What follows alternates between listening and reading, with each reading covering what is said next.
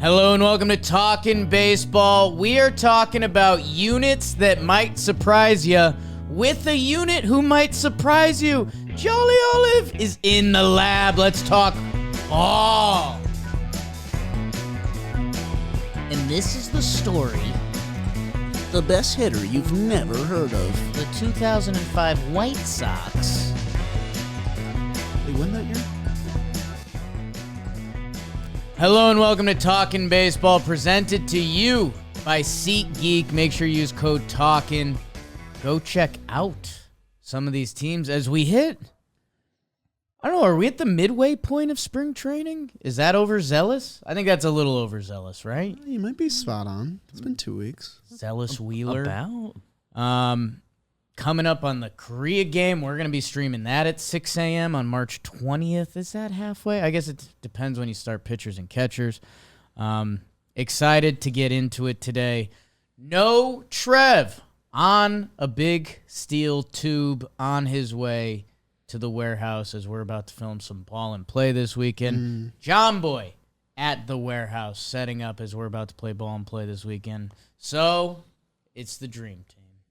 Myself, Beebs, joined by Jolly Olive.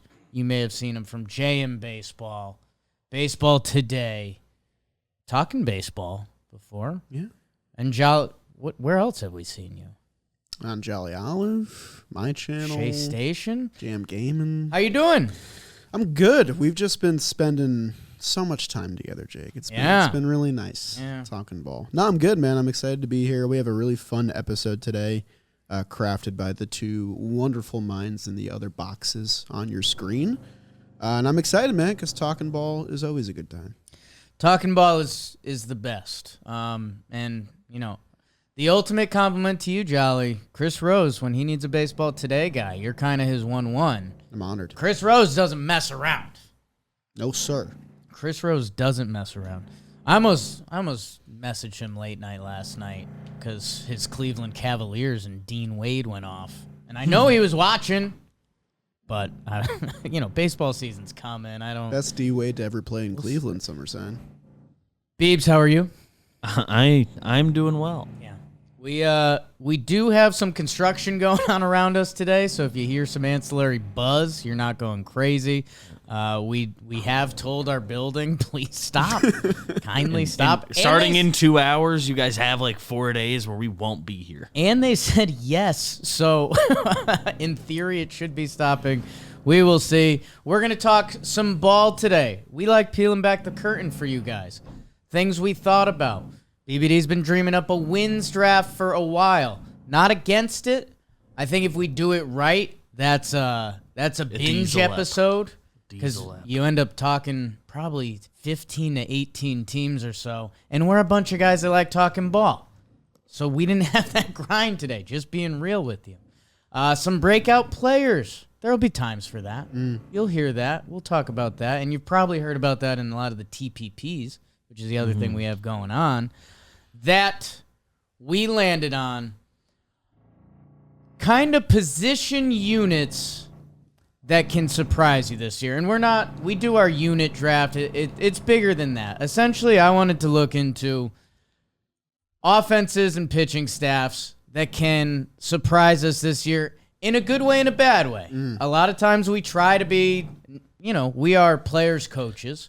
We try to be nice to the players and often are. And in the world of baseball, you never know. You know, whether you're looking at the Reds lineup when they clicked last year. Basically, the San Francisco Giants are being banned this episode because I think you could look at the Giants pitching staff and be like, man, if they click and if they have a decent first half, they're going to get reinforcements for the second half and Jordan Hicks and Kyle Harris. Okay, the Giants lineup, man, they just added Soler and Chapman and Jung-Hoo Lee. If he's the truth, Lamont's get on base. You could talk yourself into the Giants having a top 8 pitching staff, probably an 8 lineup. They could also have a bottom 8 pitching staff and a bottom 8 lineup. Why'd he pick 8? A really odd number when it comes to baseball. Kind of an odd team. 10, 9. Not a baseball number. So basically, it's really not. It's just a weird number. I wanted to dive into which teams' offenses or defenses could surprise us this year while giving some love, but also sending it out a little bit.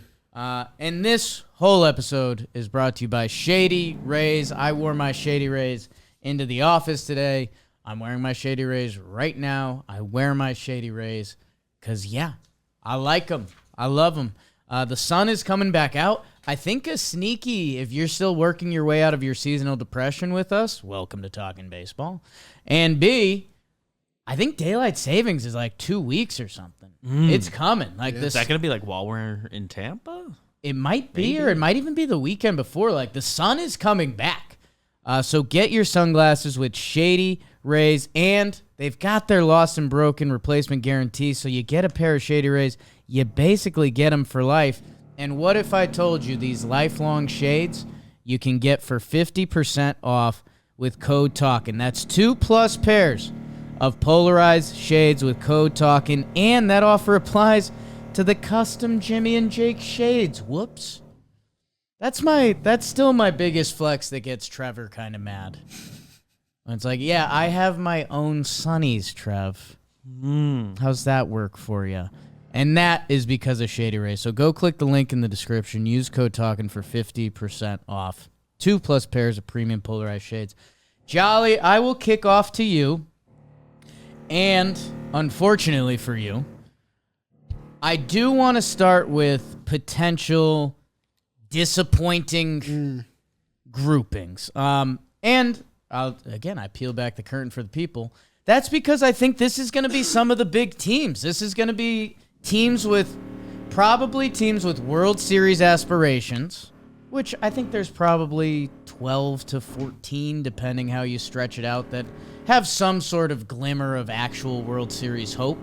Their fan bases are telling themselves like it's spring training. You know, it's the time of eternal hope. You made some moves. This guy's gonna kick back into gear. We got this prospect, man. I tell you what, the Snakes were our 20th ranked team last year, yeah. And Rangers were not much above them, right? Maybe and even below. On the opposite end of the spectrum, and Jolly, all three of us will wear this.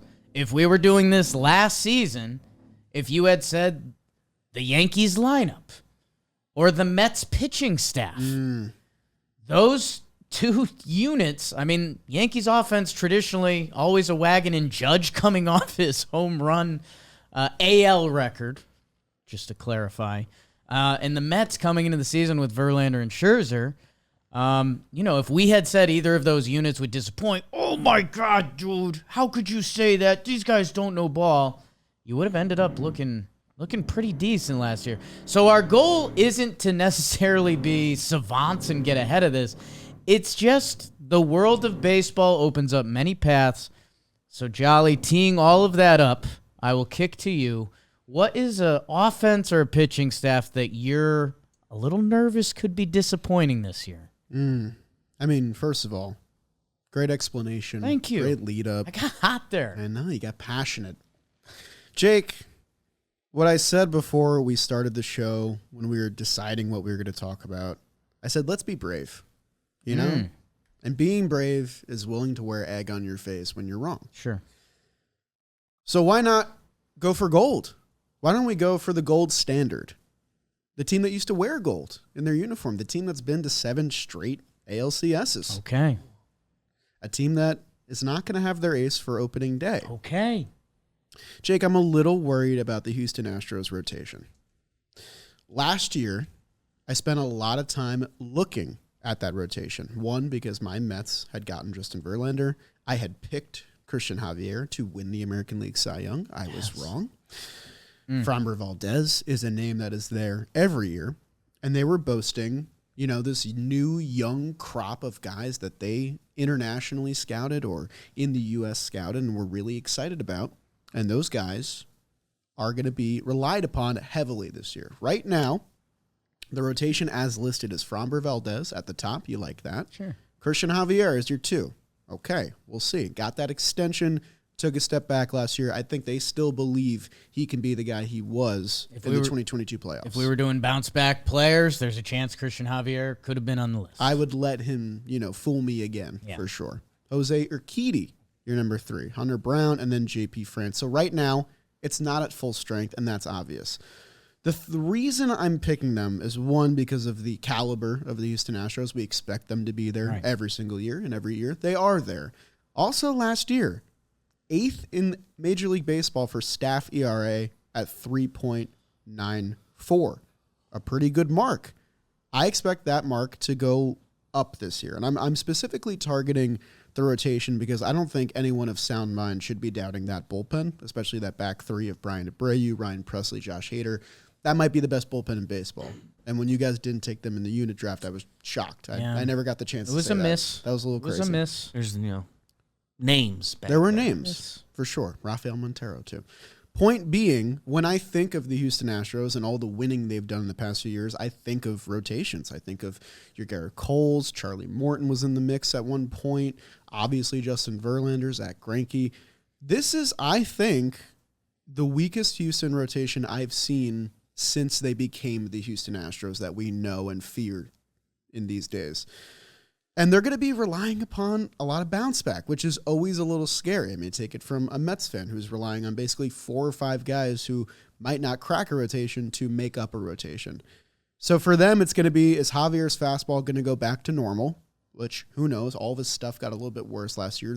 I'm sure they're trying to figure out why. Can Fromber give you another 200-inning season? I mean, we just saw Lucas Giolito unfortunately go down. He was signed to be a horse for his team. Fromber is the horse of this team. 201 innings in 2022, led the American League. Last year, 198. So that's back-to-back seasons of a really heavy workload considering MLB standards. Can he bring that upon again? Because that's kind of the starting point of this rotation. Fromber, and then you go from there. What exactly is Hunter Brown? He was kind of a sexy Cy Young pick last year. I think everyone's a little bit off him now. Can he still be the guy? Can he still be Verlander light, as many were dubbing him? And when do you get back Verlander? I mean, what is the timetable here? I saw him go down and miss all of April last year, still finished the full season, still finished with a decent workload. Can he still bring back the magic? How old is Justin Verlander going to be this year? He's going to be 41 years old. When does the magic run out? I don't know. You shouldn't doubt someone like Verlander or Scherzer, but at some point, the careers end. So I'm just curious to see what the timetable is there, if they really know what's going on with him. And then it's the bonus pieces. It's the Jose Urquidy, the JP France we've seen highlights and lowlights and playoffs and regular season. They're slotted in as the starting rotation right now. So obviously, when you think of the AL West, even with the Rangers winning the World Series, you default and say it's the Astros until it isn't. And I think I'm still in that boat. But if anything is going to hold them back from losing or winning the AL West again after losing it last year, I think it might be their starting rotation. So I think their rotation has a capability to be bad. Jolly, we all wrote down, because we're revealing these to each other. Right. I told you guys, hey, everyone write down a could be bad, could be good. Houston Astros rotation, I had as a potential one. Yeah. Because I've got more to go with you. I think Justin Verlander already getting injured, and sorry to relay it back to your Mets a little bit last year, but 41's a real number. I'm sitting here at 34 telling you it's a real number after doing half a workout this morning. I mean, Joe McFly, 41, just strained his hamstring. Easy. I'm sorry. Easy. What? He's actually 42. Sorry. Framber Valdez, his second half last season, he had a 4.66 ERA. So you're talking about wear and tear, and you're mentioning those 2 beast regular seasons. He's also pitched in a lot of postseasons. Right. So, hey, this is a pro Framber pod. Would not be surprised if he ends up on, the all-JM team at some point because he's Framber Valdez. But we have seen pitchers, you start putting that workload on, that there could be something there. Knowing the Verlander injury allows us a little more leeway here. And, dude, the Hunter Brown thing, go check out his second half last year. 61.2 innings pitched, a 6.57. Like, Hunter Brown came in hot, and we started penciling and like, here we go, Houston. Yep. We thought, no, next Verlander. Oh, you got the next one. man, like righties off Hunter Brown last year had an 839 OPS on the season. Hey, Houston has had pitching labs, although a reminder, their old man pitching coach guru took his retirement job and went to the World Series with that team. So, and as we talk about all this high-level stuff with the Houston Astros that they still deserve, 7 straight ALCSs, don't be surprised if they're back there. The team that did win the World Series is in their division, and there's still another young, sexy team in their division that, hey, they could be discussed later a little bit in some different forums. I don't know. I'm a little happy you took it just because Houston always has a little bit of the target on it. Of course. I guess here's what I'll say. For our Houston fans that we do have a lot of, and even the Houston fans that don't jazz with us, I partially get it. I think you can join the bus. But you could get involved. I get why you might not have yet. If you're on the fringes, whatever. I guess let us know. Like, do you have rotation concerns? Because like you are saying, compared to previous years, it's not as locked in. Right. And I mean, like I said, egg on my face because the Astros are probably going to win 90 games again. They're going to be in the playoffs again. And no part of their lineup or bullpen worries me at all. In fact, I think the lineup got better because now Yainer Diaz is going to play every day. So if anything's going to hold them back, it will be the starting 5. I like that you went into the nitty-gritty with their second half stats because the Astros were the team until that second half, So we'll see. Well, welcome Houston as we get into it. Let's see. I've got 2. I've got a lineup in a rotation. What are you looking at over there, Beebs? I have a rotation. Okay. A rotation that closely related to Houston. If we're being honest and getting into it, that I took a look at and it's like, oh, kind of even if they get a guy we think they might get, I don't know how much I believe in that group, and that is the defending champion Rangers. Yeah, I had them. I generally like a lot of what they're working with there. Evaldi is a guy I will always believe in when he pitches. He's got health concerns.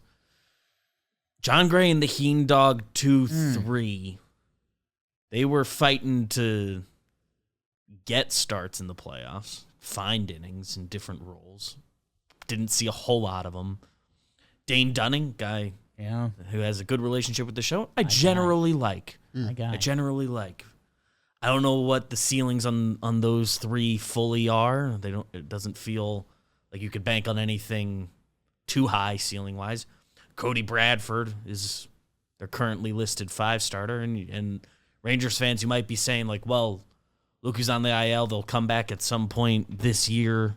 Your Max Scherzer projected sometime in June. I mean, it's a back. You never know what's popping up there. One setback, and now that's a trade deadline timeline. There's Tyler Mahle, who's questionable for some time this year. I think had the TJ in May. It's like, sure, he'll be back. What can you bank on? DeGrom, if you get anything, it's like one start at the end of the year, or like a month of bullpen, or if you're going to get any of that. I don't believe there's like a prospect that they're saying, like, let us know. I don't believe there's a prospect they're saying, like, well, a month into the year, we think this guy will be ready to come up instead. Nobody stuck out on the 40-man. Cole Winn, I think, is well regarded. But even then, that's only one. So even if they got a Monty, Evaldi doesn't have the best reputation for staying on the field. The other guys, there's holes in their game. For a team that was pretty rotation forward, I have my concerns. And coming off a World Series, the Rangers kind of have to prove to me they're a team that'll go out and get the reinforcements there as well to support that group by the end of the year. They already seem to be balking at bringing back Monty. That's the Monty part of this makes this interesting, and I feel like we've had to say this for so many episodes because it's like, okay, if it happens, that'll change the formula a little bit. I like the Evaldi point at the end, like a guy that kind of wasn't regarded as your lock him in for 170 innings. He's 34 now. His, when Evaldi's out there, he had a killer first half last year, and then he got banged up. Jolly, I think we even talked about this a little bit the other day, because aren't Sneaky the top 4 of this rotation, the top 4 guys that threw innings for them last year? Or isn't there some sort of fun fact like that? It's sort of... So the leading strikeout pitcher, which is what we did in our top 30 video for Jam Baseball, is Andrew Heaney, which I think is a fun fact from this defending champion team. And that's because before the trade deadline, the rotation wasn't sexy. It was getting it done, and it was keeping them in the race. But after they added Monty and after they added Scherzer, those became the guys they used in the playoffs, and that was sort of the storyline for their run. Now you're without those guys, and you're kind of back to square one. So am I doubting what they did in the first half last year? Not necessarily, but what magic do they pull out of the hat this year? Is it going to be, let's wait for our guys to come back from injury, let's call up Jack Leiter, who's going to start the year at AAA, or are we going to trade for guys at the deadline again, which they demonstrated they can do to good success? So I'm kind of with you. I'm a little bit in the middle. I'm not sure what to expect, and it's going to be a lot asked of Dane Dunning to maybe take a step up, because I think guys like Heaney and Gray, we know who they are at this point in their career. So, yeah, I'm a little apprehensive on the Texas Rangers rotation as well. And yet, I guess BBD, the other part of it, like you're saying, I think maybe in the back of everyone's head, it's like, Scherzer, DeGrom are going to come back. I don't know. I mean, we've done a lot DeGrom, I'd take the under on whatever your line is of games he pitches this year. We've done a lot of Tommy John lists, and there's that Excel spreadsheet you can find online. Yeah. If DeGrom gets involved in this season for Texas, it could be like a sick role. It could be like a 2-inning bullpen role or something. But they gave that man a lot of money. Yes, they did. Are you familiar? Okay. DeGrom. And then Scherzer. You guys heard that, right? There's a part. I mean, I don't know. Mad Max. He'll be out there come October. He'll find a way to be involved. But there's a long way to go, and that division is really tough. I don't know. I'm interested to see the Monty update, because in my head, I've had him going to the Red Sox, especially with the Giolito news. I know their TV contract stuff has been one of the messier ones, and Trev has kind of been on that. And little secret, Jakey curveball here. This lineup is stacked, and you know that. Was that like a Parappa the Rapper line? And you know that. We know top prospect Wyatt Langford. This guy's supposed to be like basic righty Evan Carter. I don't know. And then Justin Foscue, I think I'm saying that right. He's a decently big prospect who's supposed to be ready to come up to the show. Did the Texas Rangers, Zeke Duran is currently on their bench. We talked a lot this offseason about Shane Bieber. We talked a lot about Dylan Cease. We talked a lot about the Marlins. Will they ever? I don't know. The Texas Rangers haven't been the landing area for any of those teams, but they have a front office that we know is willing to make transactions. Right. I don't know. I guess I kind of wasn't. I haven't heard the Texas Rangers mentioned with any of the trade candidates. I've heard them mentioned with Monty a lot, obviously.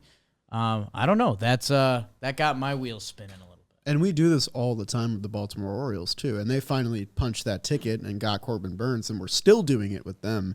The Rangers are kind of in a similar boat. I think we don't have this discussion because they just won the World Series, so it's kind of like... Right. It always puts a team in a weird spot because that's the end goal every year, but they just reached the goal. But yeah, I mean, if we're talking about where they currently stand, it's a lineup with no holes in it that's going to add more to it. So you are in sort of that perfect situation. We saw them do it mid-season last year. Maybe they pulled the trigger earlier. I don't know. Interesting. Good. Okay. Good. Just, maybe I'm just balking at a lot of front offices haven't, around baseball, maybe the Rangers are different, just haven't been the most urgent to add any level of payroll, even via trade with some money out, some money in. Dylan Cease.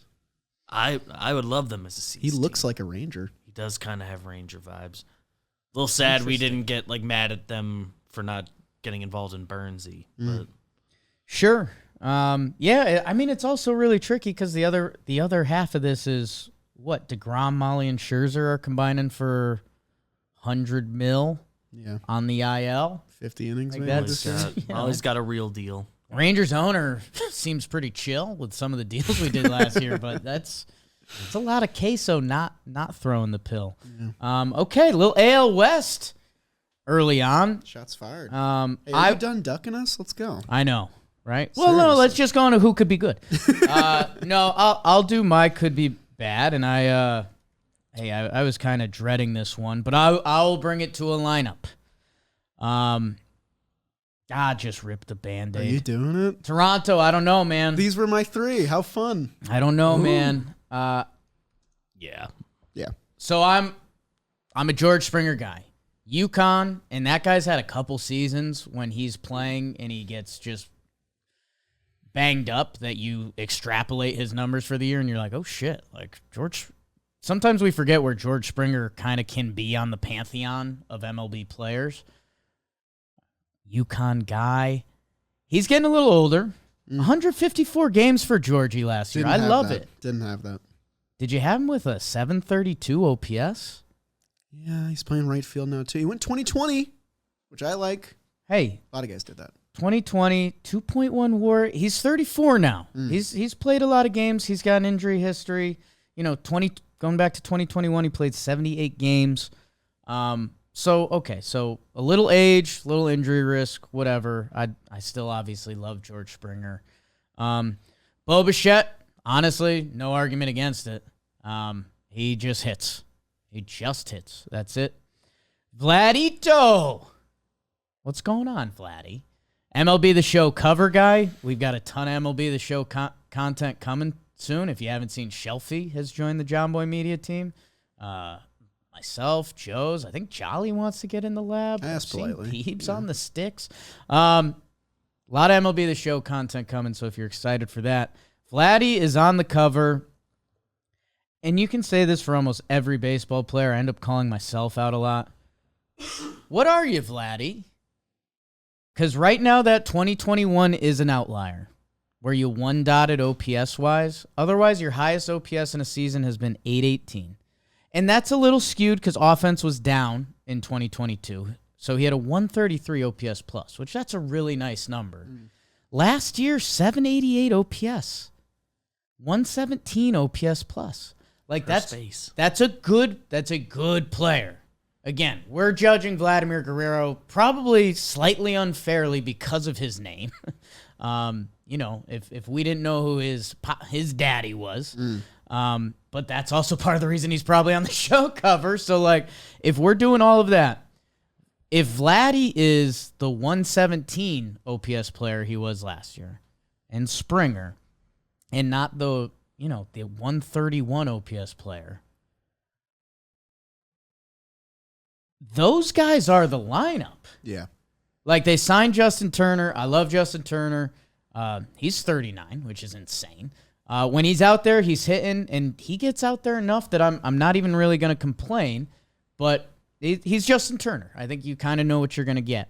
Right now, Kiermaier slotted as their 5th hitter. Now, I know this is a little lineup and Fangraphs BS. They love their catching situation with Kirk and Danny Jansen, and I've seen the Danny Jansen Babe Ruth stats. Like, I won't even argue there. I think the catcher position can click for them. Alejandro Kirk, if we were doing bounce-back players, right, I could see him on this totally list. Dalton Varsho in his 2nd year in the AL East. Let's see what it looks like. I think he's probably another one of your 2020 guys. For me, I was a little scared when the Snakes cashed that chip in because, I don't know, the Snakes cashed in a 25-year-old who just had his best season. I don't want to say buyer beware, but what's going on here? And they turned that into Gabriel Moreno, who's now, lockdown catcher in World Series and all that.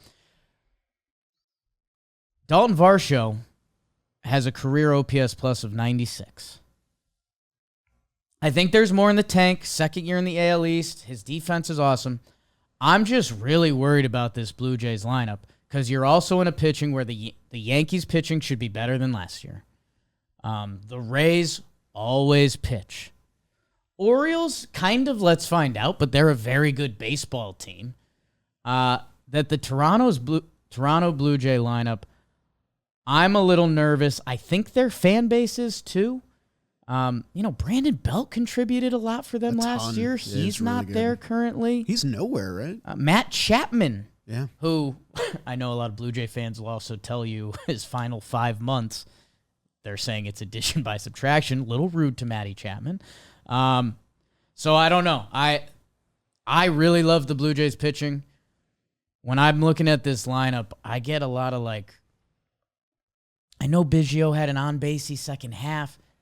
This is supposed to be the Blue Jays. They're supposed to maul. Yeah. You said something when we were talking about the Blue Jays a while ago about how in 2021 they were this fearsome lineup and that was their identity, and it's not their identity anymore. Their identity is a really consistent and fleshed out rotation, which I think will be good again this year. But when I look at the roster resource and I see Justin Turner in the 4 and Kevin Kiermaier in the 5, I agree with you. I get a little worried. That being said, there are ways for this to click. Sure. And you mentioned those things. Top 3 guys have to be the top 3 guys. Springer, Bichette, Vlad, all should be MVP vote getters if this team is working. Vlad and Bichette have plus years. You almost have enough for an offense. Dalton Varsho, you can talk yourself into it. In the last 2 months of the season, he was a 790 OPS bat plus his stellar defense. I think that's what they were expecting for the whole year, 750 to 800, and improve our defense marginally, which he did outside of the offensive stuff. Danny Jansen, man, is a really funny baseball reference page to look at because I feel like he never gets talked about unless you watch your team play the Blue Jays 12 times a year, in which case he's terrorizing those teams. But he's one of the better offensive catchers in ball. It's nuts. And Alejandro Kirk is the guy that I think gets that title. So if he's the guy he was in 2022, which, by the way, he won the Silver Slugger. He had a 127 OPS plus. They're one of these teams that they're kind of relying on their guys to get back to who they were. And if that happens, it'll be an egg on our face situation because the Blue Jays can bang. It's so right-handed, too. That's the next point. You took the words out of my mouth. It's very right-handed. If you have a Garrett Cole on the mound, if you have a Corbin Burns on the mound, it's a tough day at the office for the Blue Jays lineup. So I don't know. That's a little bit where I stand. I would have loved to see one more bat. When they got Turner, I was like, yes, that's a good fit. Bring back Chapman. Maybe bring back Belt. I don't know. But it feels like we're one bat short, and I know that this office has had this discussion so many times. IKF's starting at third base makes me weary. I don't know. It's a power position. I've seen my Mets coast at third base for a long time, and it hurts you in a full 162 to not have a power bat at that position. So I think that's my main cause of concern. But I like the pick. They were one of my 3. My 3 were Astros rotation, Rangers rotation, Blue Jays lineup. So we all had the same thinking there, I guess. Yeah. Brandon Belt's still out there. He's still out there. They need to. It's crazy. He was really good for them in 100 games last year. Forgot about he him. had an injury. He was really good last year. I think he was a big part of what helped the whole offense be fully a top 10 offense last year. Added more balance, and it seemed like they picked Turner over him when I could pretty easily start Justin Turner at third base. Turner's 3 years older Brandon also. Belt, And they need a DH. lefty bat. Maybe do a platoon. Maybe, hey, we talked about Monty and the some Rangers. guys and everything. I don't think it's the same effect, but Brandon Belt, 858 OPS last year, 103 games, the lefty bat. It's crazy. I think he's probably telling a lot of teams, I can do this for you. But then, again, we just had the Eddie Rosario news break that it was 1 for 4, which I thought he would get a little more sauce because he's a left-handed hitting outfielder. Hey, maybe Toronto brings back Brandon Belt, and I do remember comedically last year, I think he signed late with Toronto. Let me see if I got a date on it. Or no, January 10th. Maybe he got banged up in camp. He had a line I don't need to hit. He's like, just let me know when the season's here, and I'll recall something like that. I'm Brandon Belt. Yeah. So, and he is. Let's get to the second half. Let's put that in our rear view. Sorry to all those teams. in a way we're not, because it's just a discussion. Let's get to the good. What are some units that have a chance to click? And this half of the show is brought to you by John Boy Media, Around the Horn. Buy a shirt. Buy some merch. Shop.johnboymedia.com. We just loaded up our store with a bunch of new stuff. We're doing some work on the website. A little winky wink there. If you're enjoying this crew, go check out Wake and Jake. We've been doing tier lists of all the position. People have really been enjoying them. Go check that out. Warehouse Games is rolling right now with Blitzball Battle 4, right? Battle 4 is going. Playoffs are soon. And the baseball season's just coming. Jolly Olive recorded a ref guess for the first... Wow. You can buy that shirt. Jolly, go check out YouTube for that. Jolly Olive recorded a ref guess for the first time in a while yesterday. So, hey, guys, if you enjoy talking baseball, make sure you're checking out everything else in the plethora of John Boy Media offerings. Ooh. You like this show. God. We've got other stuff you might like. Steph Curry hot from 3 right now. Jolly, let's change the whole tone. It's spring training. Who might have the sauce? I've been waiting, Jake. So I picked a rotation last time. I'm going to pick a lineup this time. And call me not so brave this time, because this team offensively was a 101 team weighted runs created plus last year. So that's above average. Top half of teams. They're 14th in baseball. But they lost the greatest player to ever do it. So I think a lot of people are a little weary on what's looking like a weaker lineup. But I disagree. I think the 2024 Angels can bang. Okay. Now, let me explain. 1, Mike Trout has to play a full 162. I'm not going to spend too much time on him. He played half the season last year. He's been a little banged up.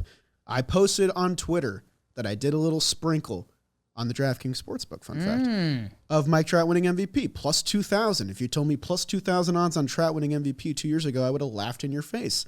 And I got some blowback.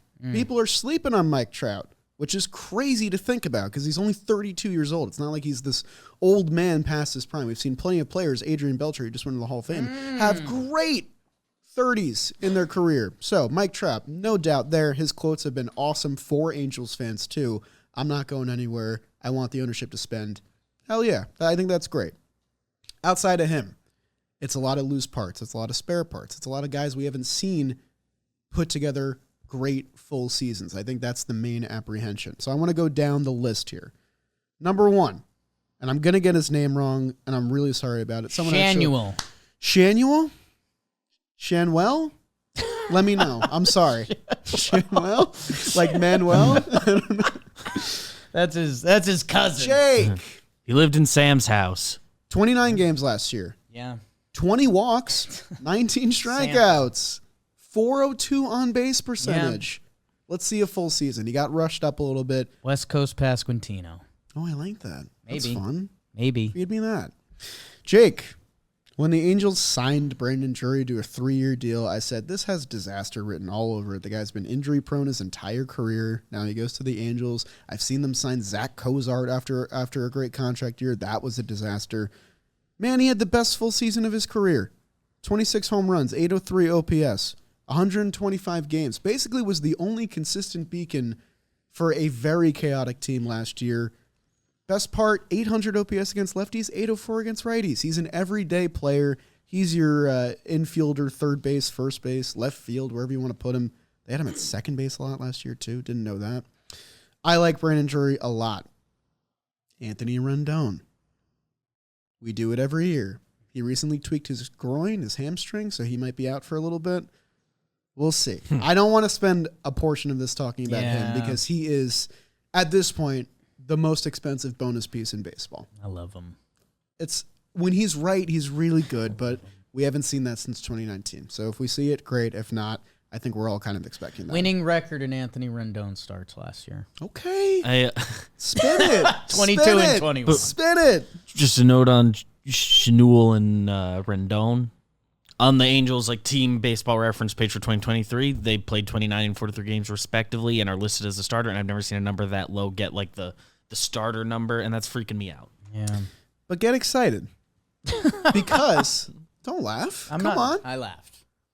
The Angels, who are known for having some tough trades in their recent time, were able to get Mickey Moniak on the team for Noah Syndergaard, who currently is without a team. So that's looking like a good deal for them. He's their center fielder. Still figuring out the whole lefty situation, but had great numbers against righties and plays good defense. A former 1-1 pick. There's talent there. He's young. We know it. I like him in the lineup as well. The biggest piece for me right now to take this Angels lineup to the next level is Taylor Ward. Okay. Because we've seen Taylor Ward at one point be the best hitter in baseball for a 2-month span. In 2022, at the end of May, he had a 1.145 OPS. He was lighting the league on fire. He got hurt. Happens to a lot of great players. Only played 97 games last year. This is a bat that I still think can be one of the best corner outfield bats in baseball. And I think the Angels are going to have to rely on him if they're going to make anything of this season.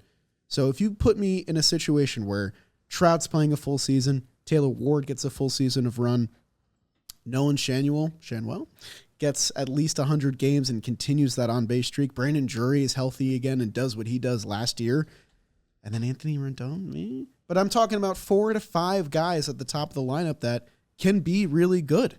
So I'm excited for the Angels. I didn't even mention Luis Rengifo, who's pretty damn underrated, in my opinion. Huge second half for them. Logan O'Hoppe didn't even get a mention. He was great before he got hurt. Another Philly trade. How about that?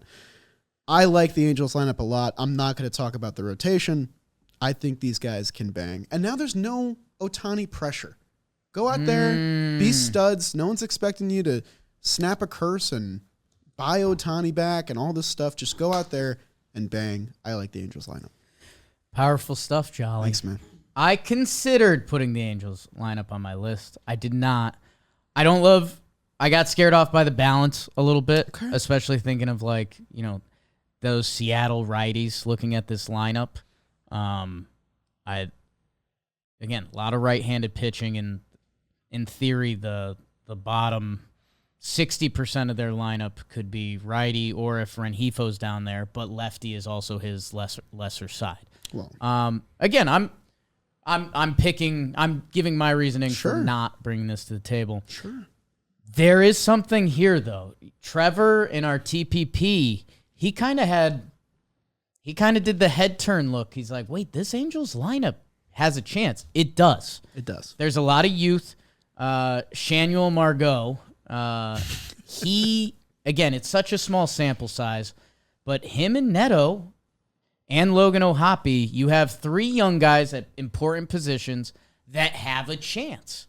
If that clicks, okay, Halos. You're asking 3 young players, catcher, shortstop, and first base to click. It's a big ask. They can. They've shown a little bit of talent. We've seen baseball, and that's kind of this whole exercise. Logan O'Hoppe, Fangraphs has him projected for 25 homers next year, which go look at that in the catcher realm. And then everything you said about those veterans, that's without getting to, is there still a Joe Adell Hives? He's 24. He's only 25. They have some options to click. Jimmy led the bus on not believing in the Angels. I joined the bus. They broke my heart 2 years ago. I said I will never believe in them until they do it. Until I see them playing a playoff game, I just won't believe in it. Especially now where the playoff standards are, 84 wins or so can get you dancing. Until I see the Halos team do it, they have a chance to click. And it feels a little dirty saying that, just having done talking baseball. And Ohtani leaving, this team was 12th, or they were 12th in OPS last year, and how much of that was Ohtani? And they'll have to replace that. It's a scary thought, but if the whole lineup works, the last thing I'll say, it's the exercise. I like it. When they did their buying at the deadline, which I liked, and it crashed into flames, but I thought it was a cool baseball moment. They're 56 and 51. They were a good team. It was a lot of Ohtani, I understand, but 56 and 51 after losing O'Hoppe for the year, after not having Taylor Ward for most of the year, not having Rendon, which could be in that same boat again. But I'm saying if they get the health bug to stop biting them, there's a window. There's a chance. Health bug, huh? Injury bug? Health bug. What's that about? Yeah. You're a bug. For me, just the group, they don't have the benefit of the doubt on health, and I don't love the depth. Aaron Hicks. Aaron Hicks. You see his Orioles stats? Come Health. on. Health. Aaron Hicks. Health. Good instinct. Come on. You guys. But the healthiest version of this team, I don't dislike what I'm looking at as much as I would have thought. We're being brave. Hey, be a fun late night watch. How about that? How about that? That's a request. Can ruin a weekend. Beebs, where did you go with this one? Yes, I am excited that I'm not stealing this team from you because you're locked into a rotation with this flip. I am a little jazzy on that Brewers lineup. Okay. I had them too. Okay. I had them I'm too. a little jazzy on that. Wafting, You need some things to go well. Obviously, a lot of what the organization is doing, a lot depends on, like, Jackson Chourio, you got to be a real boy. Right. He is the biggest flip in here. But Christian Yelich, he's fully a productive player again. Really good, sets the tone, good vet for that team. William Contreras, really good. Sal Frelick showed some stuff in a rookie year. Rhys Hoskins, I don't know if there was a bat out there that was a more perfect fit for this Brewers team. When we did our reactions to that signing, I think we all looked at each other and were pretty mad we hadn't thought of this sooner. I think we were a little bit blinded by, like, we think they're going to trade Corbin Burns. They did it after, and that was weird, but the Brewers get their value, and I like that. Willie Adames, we've always loved. A weird year last year, but I believe second half it stepped up. Forgive me if I'm wrong there. They've got young guys that they're excited about, that have gotten their feet wet, that are ready to take a step up.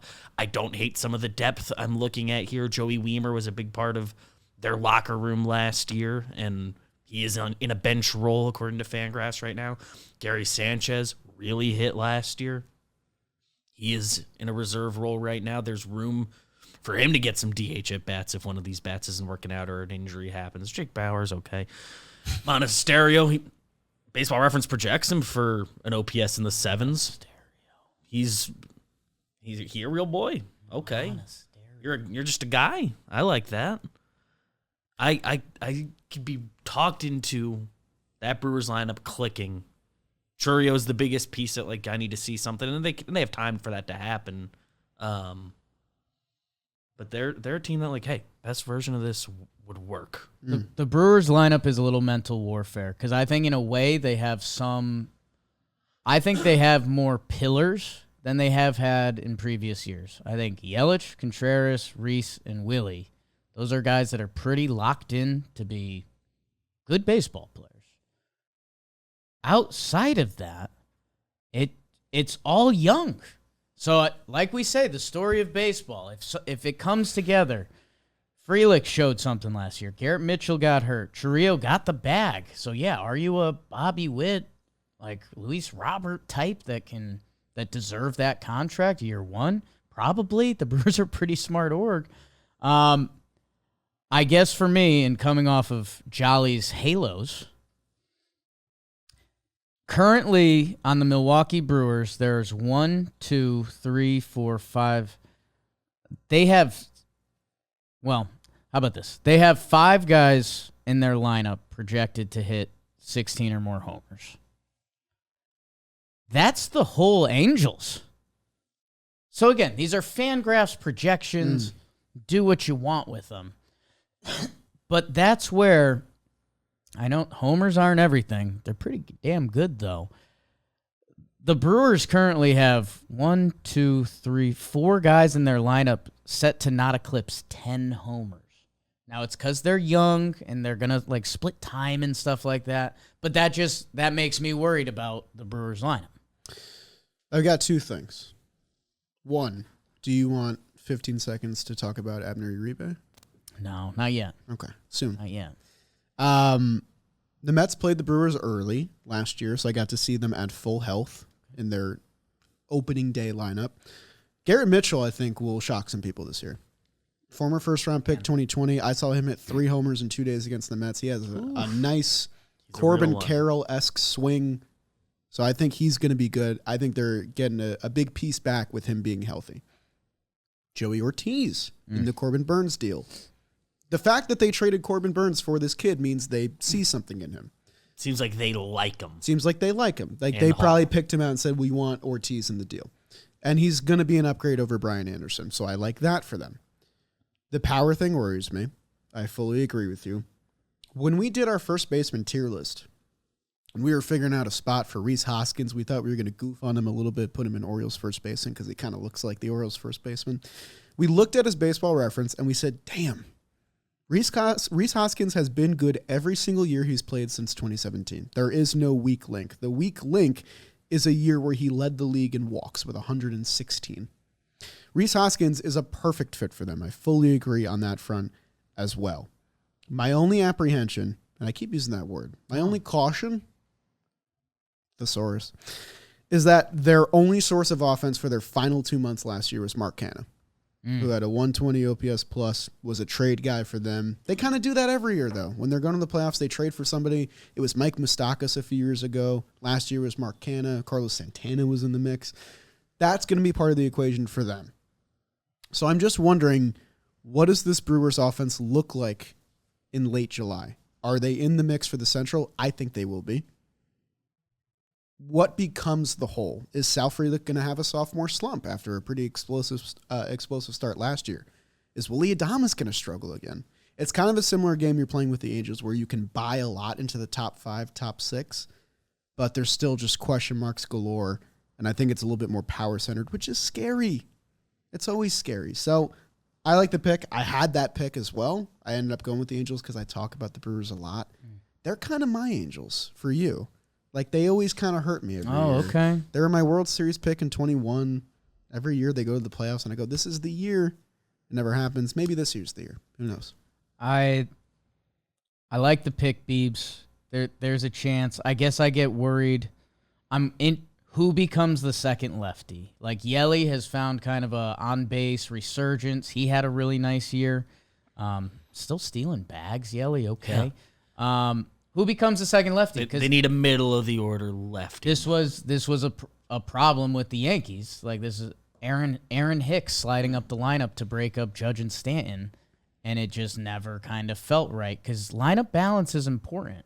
When you're calling in that reliever for the 7th inning, say a guy like Abner Uribe, and he sees 3 righties, it makes the task just a little more easier. And I don't know. So maybe it is Garrett Mitchell. Maybe it is Frelick, who they're trying in the infield too. Maybe it's Brandon Belt. I don't know. The Brewers wouldn't be bad. Just talked about it. Everything they deserve pitching credit-wise, they don't necessarily deserve hitting credit-wise. Maybe this is the crop that changes it.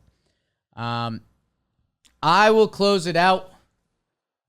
Wow, heck of an ep. I will close it out. I had 3 could-be-goods down. One I talked about with their TPP, and I don't fully believe, especially one's illegal. So I'll just do the one that kind of sparked this idea, and it's been going around the office, and maybe Jeff Passan got in my head with his stupid article. The Royals might pitch this year. The Royals might pitch this year. Cole Reagan's great little rookie year, right? And we're like, okay, yeah, the guy in the Chapman trade. Yeah, lefty. I guess he can pitch a little bit. Jeff Passan put it out there, and I'll steal it. They said he's looking like a lefty DeGrom. They said he's sitting 99 at camp, and that he just looks disgusting. Okay, whatever. I'm not going to believe in lefty DeGrom until I see that for a season and a half. But let's say Cole Reagan's is good. Sure. Michael Wacha and Seth Lugo were extremely solid last year. These are guys that have pitched well at the major league level. Like Lugo finally got that transition from the bullpen, and he seems to be taking advantage of his opportunity. I could spin you as not as many miles on the tire because of that. Michael Wacha, we've seen the bounce back in his career. It's a little more injury, but he's been good. Michael Wacha's been good. That now Brady Singer, who was kind of looked at as the next Royals 1. Remember, he kind of broke out, I want to say 22. He bounced back, or he fell off last year. So he's 27 years old. Can he tap back in? Can he have a bounce back season? Jordan Lyles as a 5 can't happen. But, I mean, go look at some of the stats. It's just crazy. Yeah. They also redid their whole entire bullpen. Stratton, Anderson, Schreiber, Will Smith. Like, they added a lot of bodies back there. That they retooled their whole pitching staff. I haven't been buying a ton of Royal stock. I don't know if I'm going to. Their rotation has a legitimate chance to be something. Their whole pitching staff has a chance to be something. That's where I'm going to stop, to be honest. Because again, I'm not saying this is likely, but if Reagans can be the 1, the other guys can be 3s. The AL Central, I don't know. I don't mind it at all. Because I think it's weird that it's become like an off-discussed topic with baseball heads. Like, the Royals rotation is pretty good. And they play in Kauffman. And Kauffman is a giant, cavernous, Comerica Park-esque ballpark where pitchers can really succeed. And you can say all these same things for the Tigers rotation, which is actually where I thought you were going. I'm intrigued. I agree that Jordan Lyles as the 5 is tough. I would have much rather seen another innings eater-esque pitcher there, like Kyle Gibson, who I think they could have afforded. But Brady Singer bounced back. You can talk me into that. He was really good in 2021, 2022. Seth Lugo, man. I love Seth Lugo. If you go on his Baseball Reference right now and look at his picture, he just looks like a Royal. Like, he just looks so much like a Royal. He looks right in that hat. And it's weird, man. He's when you go on their roster resource, you see Cole Reagan's first-round pick, Waka first-round pick, Singer first round, Lyles first round, Seth Lugo, former 34th round pick, pick number 1032. He's got a really cool baseball story. I like what they did. Don't do the voice. Really good baseball story for Seth Lugo? It's just a matter of how far can a rotation take you. Because I have question marks pretty much everywhere else. But the Royals are going to be better than they were last year, which I think is a positive message to send to their fans who, saw a World Series in the last 10 years. Like, there's sort of an expectation there to be better than what they've been these past 2 years. Can I say something quick? Of course you can. Michael Wacha's last 2 years. I know we've gone away from wins and losses. Michael Wacha's last 2 years, 47 starts, a 3.27 ERA, 25-6 record. It's kind of crazy. What's that about? What is that? So I don't know, man. Those two guys both did it on the Padres last year. They were trying to compete. Right. They both had ERAs in the 3s. I don't know. Give me a fun summer in Kansas City.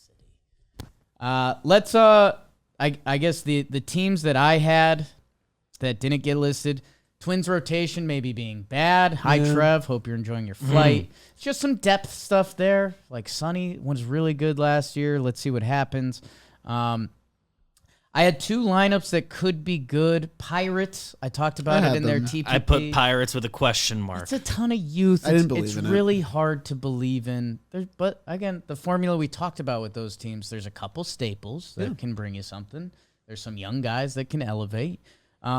And then I put Cardinals lineup, which is just illegal. I had that as an illegal vote. They kind of are good. Because they were kind of good last year, and it's the same. They're just supposed to be good, and, and I think they will be. Who else did you guys have? You want to go first? I had Pirates lineup in there. They just sneaky have a top 6 at minimum. Their fans are excited about. And I'm not even saying this one. Okay. So I didn't say this, but I wrote down Orioles' bad lineup. There's just a lot of young guys. A lot of young guys. I couldn't say that. That's hating. I couldn't say that. I was trying to collect lineups I could make a case for not believing in. I don't believe in that. I think their lineup's very good. But Oliver? Yankees. The other potentially bad pitching staff. I did write down the New York Yankees. Wow. Okay. Interesting. I believe if these 5 are healthy, look, I believe. Right. I'm probably one of the bigger Clark Schmidt believers of the Yankees contingent in our office.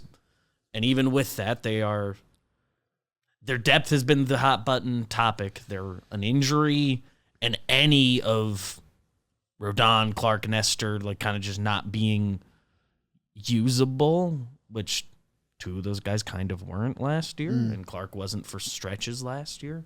From it being a dire situation where Luke Weaver's like fully a starter, and you have a kid coming up that I have no idea if they're ready. Along with that, their bullpen is just not. It's just not the sexiest looking as a unit. Yankees have my blind trust with the bullpen, but they're not getting bonus points on sex appeal there. Yeah, they're 1.5 things away from the rotation being in a bad place.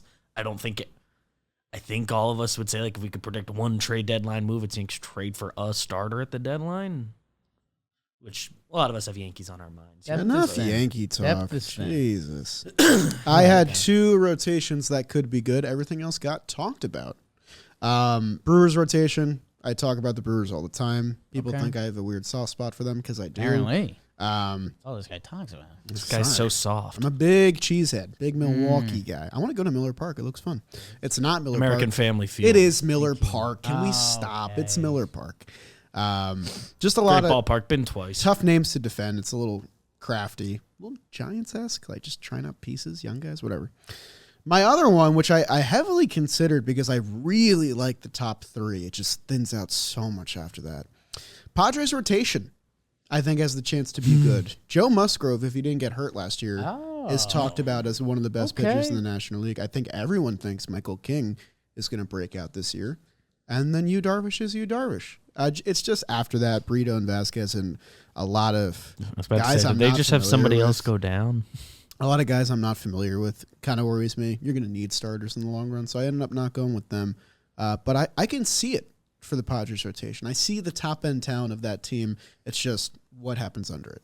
That's all. Okay. I've been selling the Padres a little bit, but I could see the top 3 having to be talked about. I'm worried about their depth. Which that's all you need in a wild card series. That's all you need. 3 guys. Wild card series. Tatis MVP, I guess. That's what I have. Fellas, good stuff. Appreciate you, Jolly. Make sure you're following Jolly Olive on every forum. King BBD, myself. Tweet at Trev and Jom. Say, missed you, big guys. We'll be back. Why do they say Jake sucks at the end? What's that about? Last episode, they missed it, and it blew my mind. New merch guy was like, you might have to take all the Jake sucks stuff off the website. So you better not. What? You new here? There was like one on the main page that he's like, hey, we just can't have this. We need to like promote stuff. No deal.